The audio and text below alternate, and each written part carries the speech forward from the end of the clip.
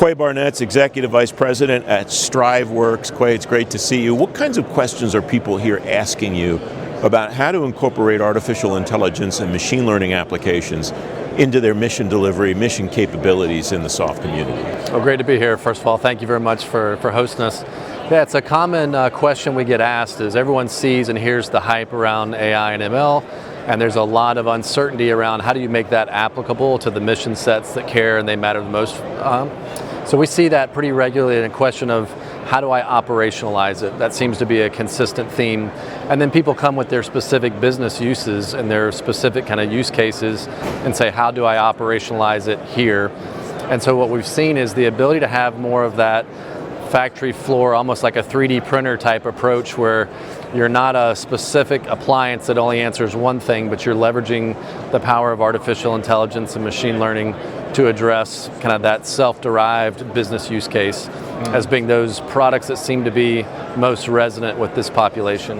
Is this community talking about AI and ML from that perspective to start, or are they talking about it like we see in some other areas where, oh, we have this problem and we'd like to sprinkle some AI on it? Yeah, I think there's a mix, right? And that in and of itself is a level of like education as to what is AI, and there's oftentimes even a hesitance to how do I trust it, how do I know it's rendering something of value.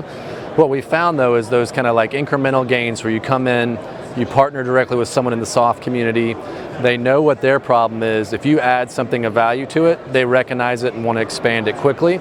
And so instead of trying to like scale horizontally fast and do everything a little well, really focusing in on that specific use case for that user is how they start to adopt AI. And then they start thinking about what are those parallel or adjacent applications that they could leverage it for. Talking either about this community in particular or the defense space in general, how much of the conversation revolves around how we, whoever the customer is, how do we use it, and how much of it revolves around how much do we defend against the other people trying to use it against us? Yeah, and I think it's a great kind of point counterpoint in the sense that as we're exploring the ways that we can leverage it, we also have to take that, how can we protect ourselves and our assets against the application of it against our forces. And so it's a bit of a constant conversation around if I'm doing this new capability, is it exposing me more?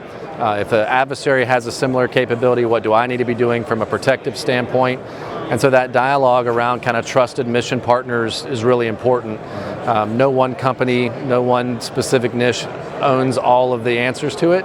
So I think those companies and those spaces that are really open to partnering across multiple different diverse use cases, multiple different diverse technologies are the ones that resonate well because it's a native kind of partnering environment right now. Quay, it's great to talk to you. Thanks for being here. Appreciate it.